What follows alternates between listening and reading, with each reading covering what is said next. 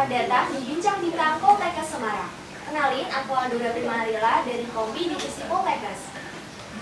Kali ini kita akan berbincang online dengan kakak-kakak mahasiswi dari Poltekkes Semarang. Sudah ada Kak Eva dari D4 Keperawatan Semarang dan Kak Mulyati dari D3 Keperawatan Bundan.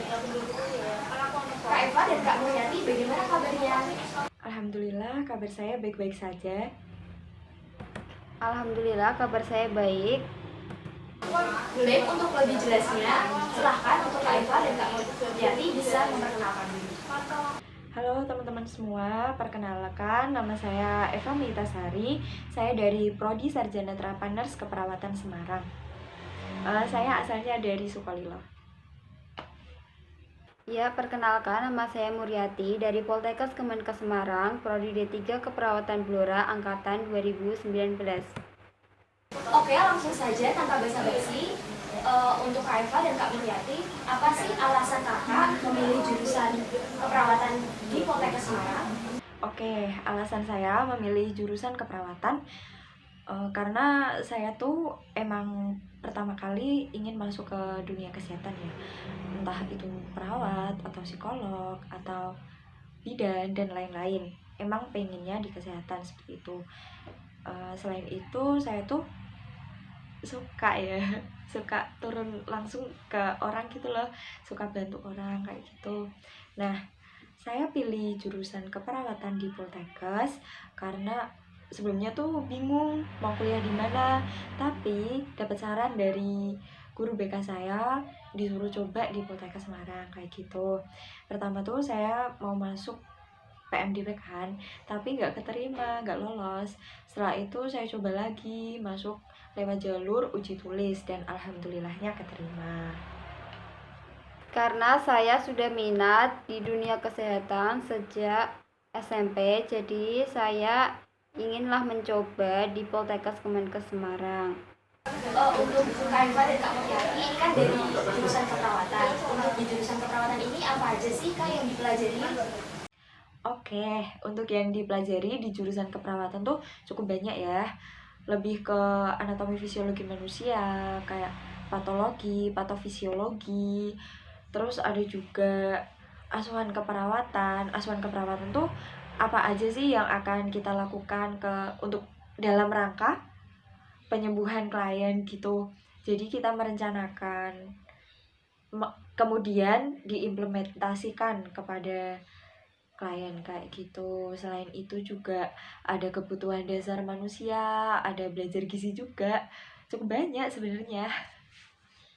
Ya, untuk yang dipelajari itu ada semua dari IPA, baik fisika, biologi, kimia, itu di keperawatan itu ada. Terutama yang biomedik dasar itu dasarnya biologi itu kalian harus bisa. Terus fisika juga ada disuruh hitung suhu kayak gitu. Terus kimia, farmakologi, perawat pun diajarkan. Lalu untuk di Poltekkes Semarang sendiri itu kan kita diprioritaskan untuk siap bekerja dan otomatis kita akan lebih banyak praktek daripada teori. Untuk di jurusan keperawatan sendiri itu prakteknya itu seperti apa ya Kak? Dan untuk alat-alatnya sendiri itu apakah sudah disiapkan oleh kampus atau mahasiswa dari keperawatan itu harus punya? Oke, untuk prakteknya tuh kita dibuat per kelompok, bisa 4 atau 5 orang.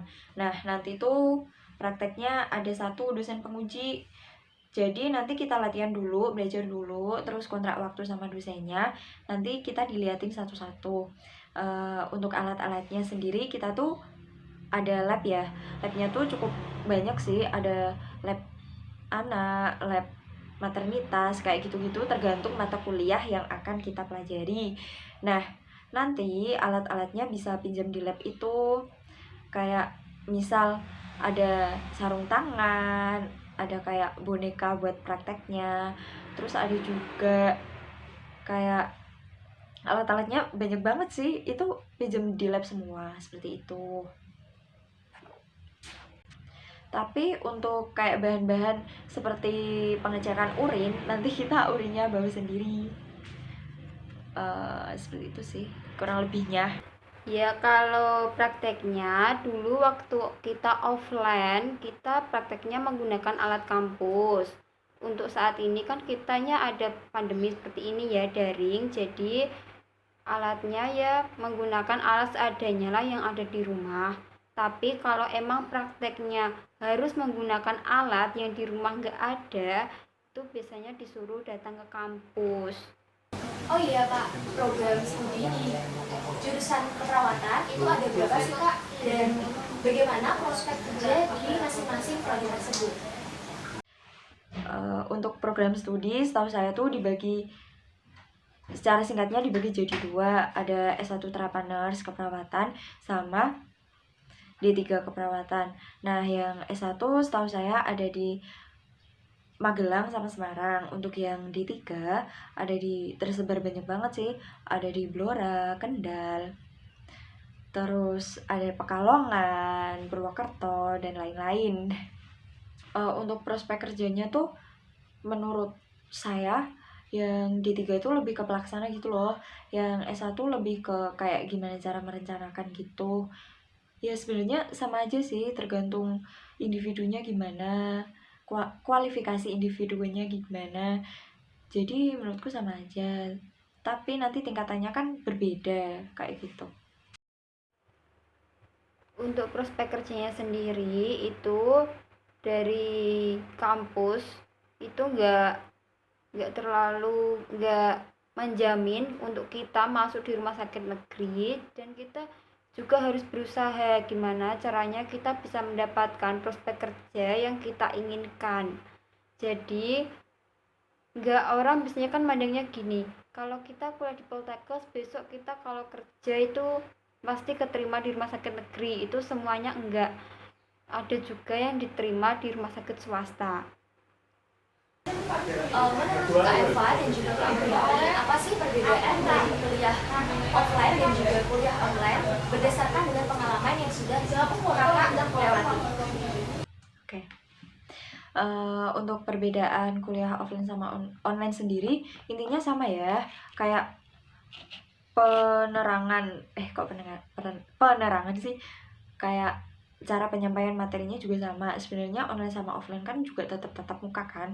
Kalau lewat Zoom kan juga membuka kamera, jadi kita bisa tahu apa yang diterangin sama dosen kayak gitu. Tapi untuk yang offline menurutku lebih enak aja sih, lebih luasa. Kalau tanya jawab juga lebih luasa gitu.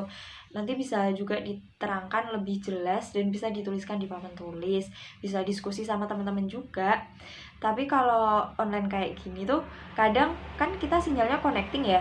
Nah, bisa jadi yang dijelasin sama dosen tuh A sampai E, kita nangkepnya cuma A sampai C karena connecting seperti itu. Untuk perbedaannya sendiri jelas berbeda ya Dek, karena dulu kita offline jadi kita bisa praktek bareng teman-teman di lab, kita bisa belajar bareng-bareng.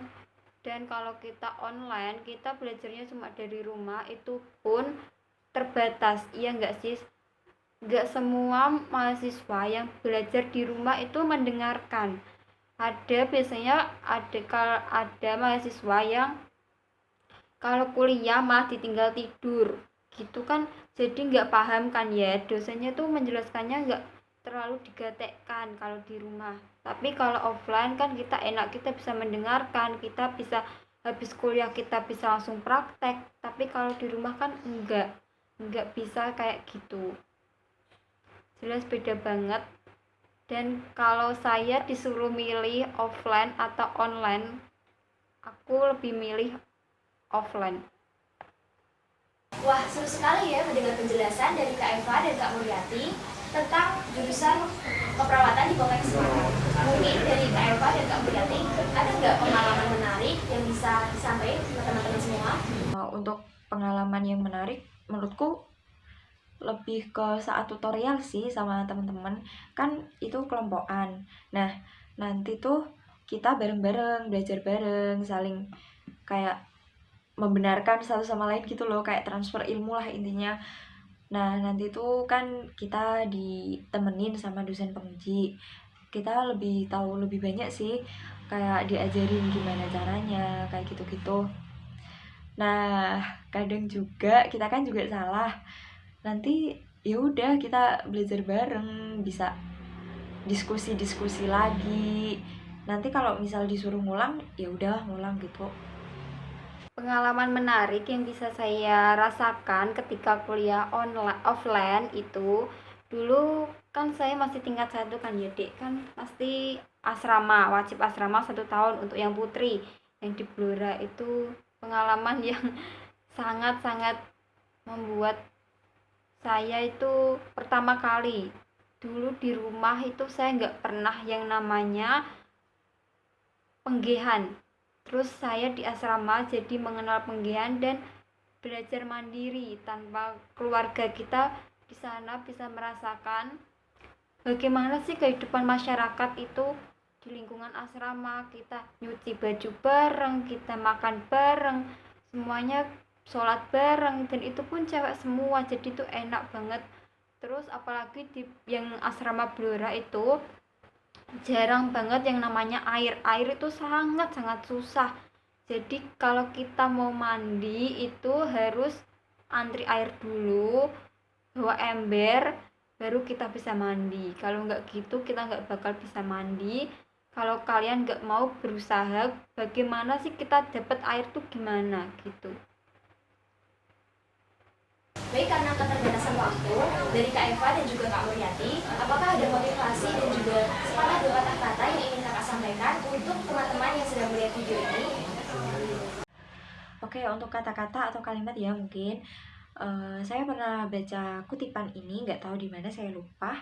Hidup ini tidak adil, jadi biasakan dirimu. Maksud dari kata-kata saya, yang bisa merubah diri kalian itu kalian sendiri. Jadi harus berusaha semaksimal mungkin, mencoba yang terbaik, dan jangan lupa juga diiringi doa. Nanti untuk hasilnya kita serahkan saja sama Tuhan, seperti itu. Cukup sih dari saya seperti itu. Ya, motivasi saya semangat untuk adik-adik pejuang Poltekkes. Semoga kalian sukses untuk mendaftar dan masuk ke Poltekkes Semarang. Dan jangan lupa terus berusaha dan berdoa agar semua dipermudah oleh Allah. Kalau kalian cuma usaha dan kalian gak berdoa, itu semua gak akan bakal bisa. Oke, itu tadi sharing-sharing dari Kak Eva dan Kak Mulyati tentang jurusan keperawatan di Poltekkes Semarang. Sangat menarik sekali ya. Tapi sayang karena waktu terbatas. Untuk itu mungkin kita bisa sharing-sharing lagi di lain kesempatan. Terima kasih para teman-teman dan juga Kak Eva dan juga Kak Mulyati yang telah berkenan untuk mengisi acara pada pagi hari ini. Terima kasih. Assalamualaikum warahmatullahi wabarakatuh. Dadah.